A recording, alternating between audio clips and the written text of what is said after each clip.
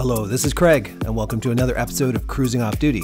As you know, we're about to do a transatlantic sailing passage, but before that, we checked out a couple of cities in Spain. The last episodes have been about Barcelona, Spain, but we're going to be taking a train in this episode to start a whole new city, Valencia. So you're going to get to learn what it's like to go from one city to another in the train system in Spain. Then when we get to Valencia, you're going to see our new Airbnb, and we're going to go check out the beach to see if it's any better than the beach in Barcelona. And then we check out what it's like to go to a professional soccer game in Spain. One thing you notice right away, Barcelona's old world charm, while Valencia seems to have a more modern spin on things. Now I'm doing all these episodes in chronological order, but I know a few people are sort of eager to find out what happened with the transatlantic passage. So what I'm going to do is tomorrow, Saturday the 16th of December, we're going to do a live episode where I'm going to answer all your questions about the passage and what's coming up in future episodes. So tune in to the Cruising Off Duty YouTube page to go live with us, or afterwards it will be recorded for those who want to watch it later. And yes, Janice will be there as well on the live event. She wasn't on the sailing trip, but she can give you her perspective of what it was like to be at home, only getting the odd text from a satellite phone. And you might want to know if she's more likely or less likely to do this passage with our own boat down the road once she knows what I went through. So let's get on with this episode and our travels to Valencia. I want to give a special shout out to Chase Mixon, who is an avid viewer of the channel, always contributing. He answered the call and helped me edit this episode.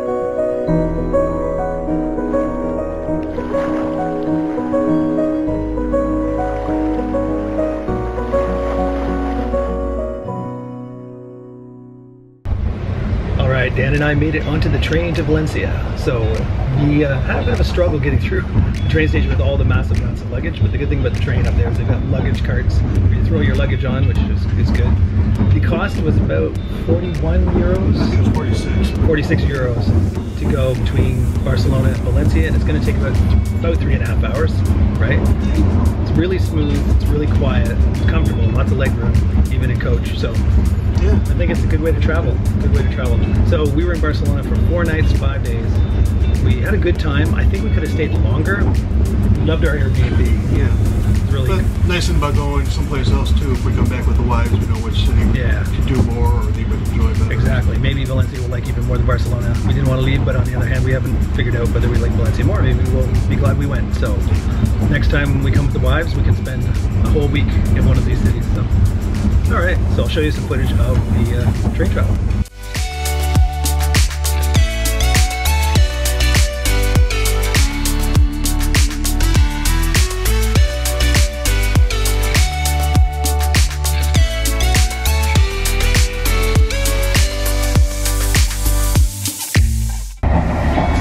Go check out the club car.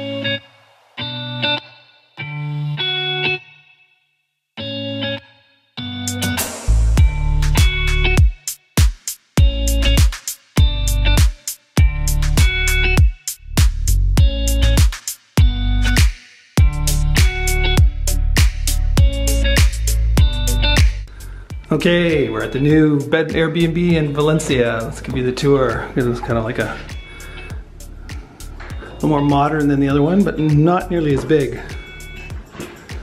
So, very modern chic. This is a galley, or I guess a kitchen.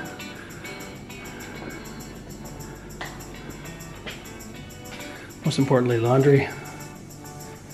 And then the living room. Flat screen. We've looked at the windows already. It's a view of another apartment building. So it's good for light, not good for scenic views. What's that? Is that a balcony or no? No. And then this is the smaller of the two rooms, but with the bigger bed. And closet. And this is the bigger of the two rooms, but with double beds. Closet and view. Well, this is sort of like living the way the locals would live in an apartment complex. And you see down the street and down the street. So that's that. Oh, and last but not least, the bathroom.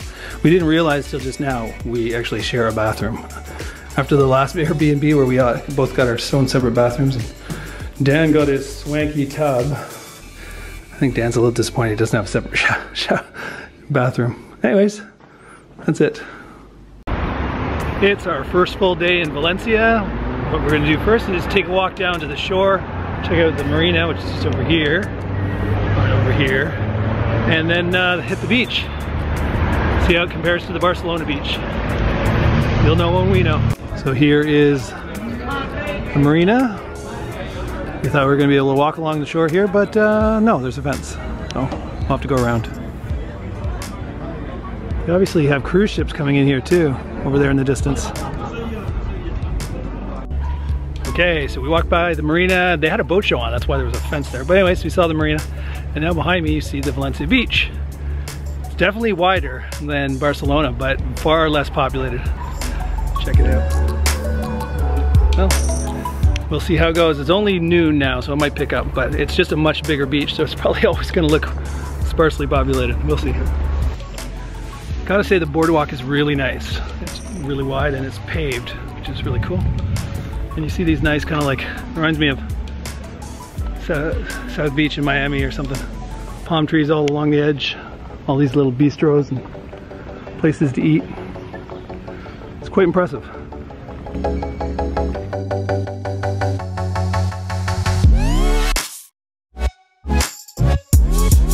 Okay, we're down by the water now. It's quite a long walk from the boardwalk to the edge of the water. It's a big beach. And it looks a lot shallower than Barcelona. You can walk out a long way. I'm watching a gentleman behind the camera here who just walked back in from quite far out, and he was at his waist the entire time. So there's Dan. Dan's getting his feet in. So anyways, I'm gonna do the same thing as I did last time, so I can say I checked off the bucket list 2 times. Swimming in the Mediterranean, which means getting up to about my thighs. So we'll do that and see if it feels any different. I'm gonna try to be a man here, and I'm actually gonna swim, like really swim this time, so I want to stop doing air quotes that I want to swim. I'm going to now attempt to go all the way in to my neck. And if I do, Dan here is gonna film it. Dan's been maxing and relaxing. He's gonna film it and prove that I actually did it. And if I don't do it, all this footage is going into the editing bin on the floor, so you'll never know. So wish me luck.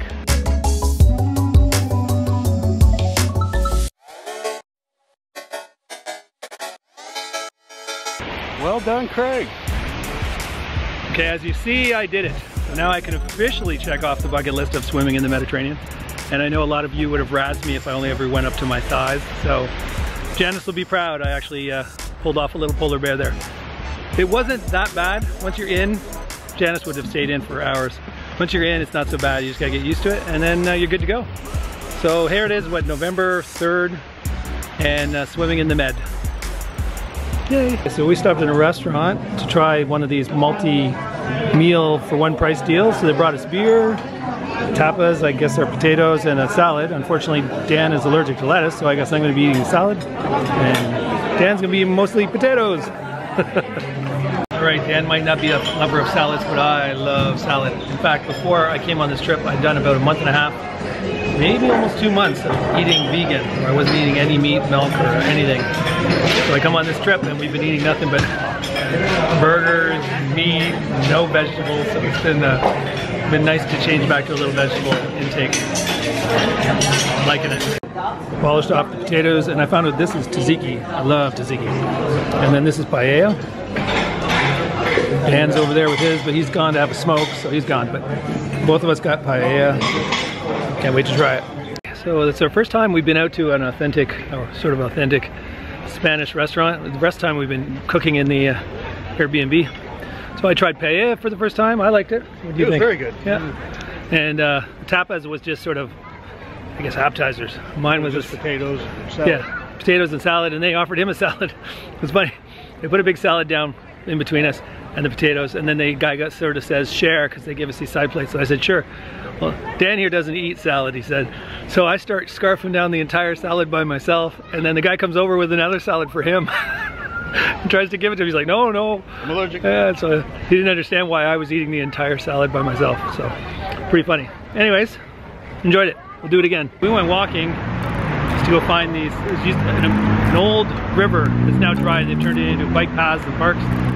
So we walked and we got lost, obviously, because we ended up where we want to go tomorrow, which is one of these is the Museum of Science and Technology, and another one's an aquarium. So now we know how to get to that tomorrow, but that wasn't where we were intending to go now, so we'll learn. Okay, I guess we weren't lost after all. This is the park we're in now. See, there's bike paths that go all along, all over the place, and the buildings I was showing you before. One seems to be under construction or renovation, and then there's this other one, and then there's another one just like that one on the other side of that building. So, as you can see behind me, bike paths. And this used to be an old riverbed that went through all of Valencia. So you can pretty much, if you have a bike, follow this path and it goes kind of all the way through the town.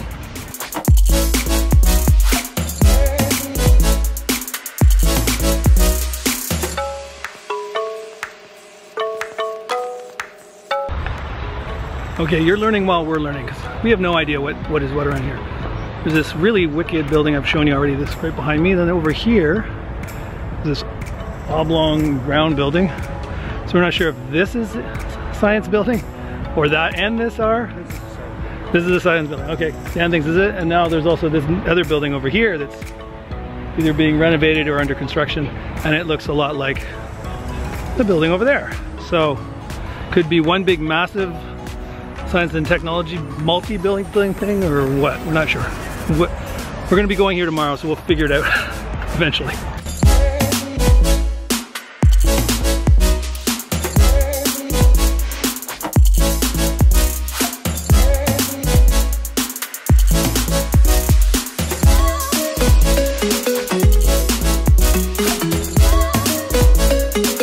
Okay, I think we figured it out. So the one way over there past the one that's being constructed, there was a square building, and that is the aquarium. The one we're looking at in front of us here, the big building, is the science building, and that one that's oval, that's over that direction, is the art museum. So we don't really have any interest in art, so we're gonna just do the aquarium and the science museum tomorrow. Dan using his Google Translate app to look at Spanish words and figure out what it means. What does agora mean? Google Translate having issues. We definitely can tell this is oceanographic. So this is those squarish buildings we saw over the distance. And then this is Museum of Science. And this is hemispheric, and then this is Blau de Arts. So art, science, and oceanographic. We're just not sure what this one that's being constructed right now in the middle, whatever agora means. And I'm sure people watching this video who know Spanish will be able to tell me before Dan figures it out with his Google Translate app. Usually I often catch myself saying, isn't technology wonderful, because it makes everything easier. That was the case where technology failed miserably. It didn't help us at all. Although I have seen him use that app on our washing machine in our Airbnb, and it was able to translate the words there fine. So, who knows?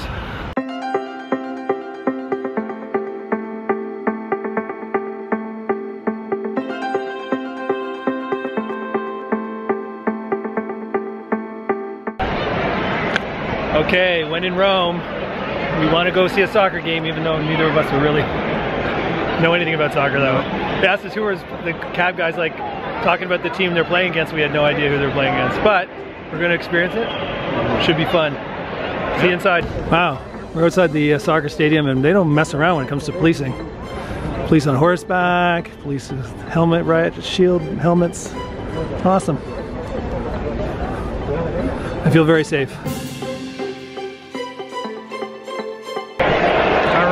Here we are inside the Valencia Stadium. Something we found out. They don't sell beer, they only sell pop. So that was a little bit surprising. Yeah. But we're good thing here is we're near the rowdy section. Turning around. This is the section with the drums and all the people screaming and the flags. So that's gonna be fun. And they're just doing the pre-game band stuff. One thing back to the smoking, back to the no drinking, but yet you can smoke everywhere around here. So. He doesn't have to worry about getting withdrawal. He's getting lots of secondhand smokes. Anyways, it's gonna be fun. I'll show you a bit when it's happening.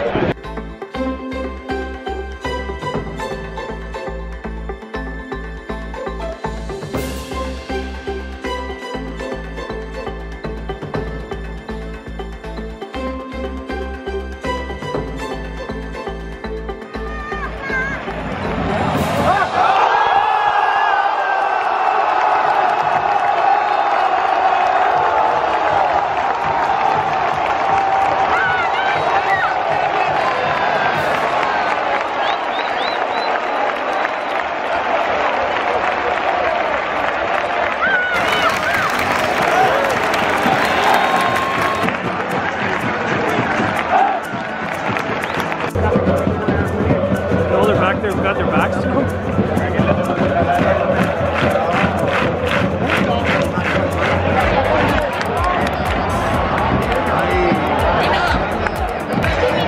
Penalty kick.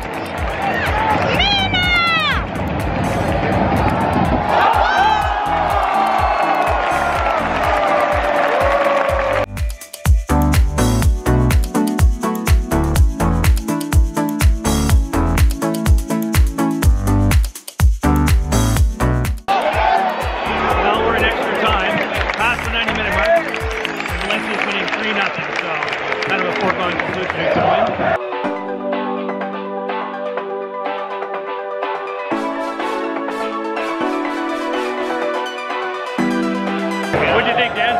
Good game. It's fun. Yeah. Lots of energy, especially we sat down on this side of the stadium, thank goodness, because they are the rowdiest side right here. Over there was pretty quiet. Now we're just walking with the throngs of people heading back towards our Airbnb. It was a good time. The only thing that threw me off was I came expecting to be able to drink beer, get really into the festivities. They don't sell beer. We said, do you sell beer? And they say yes, non-alcoholic. We're like, oh, and that ain't beer then. That's called pop. It's yellow. So we had pop. So now, like you can see, following the throngs of people. Needless to say, finding a cab is going to be impossible. So we might just walk the 45 minutes home.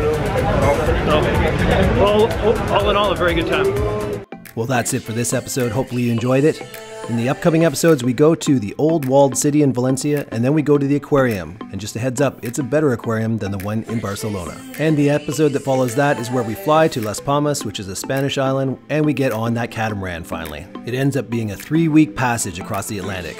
There's plenty of footage to come, so subscribe so you don't miss any episodes. But until next time, this is Craig signing off, wishing you safe cruising.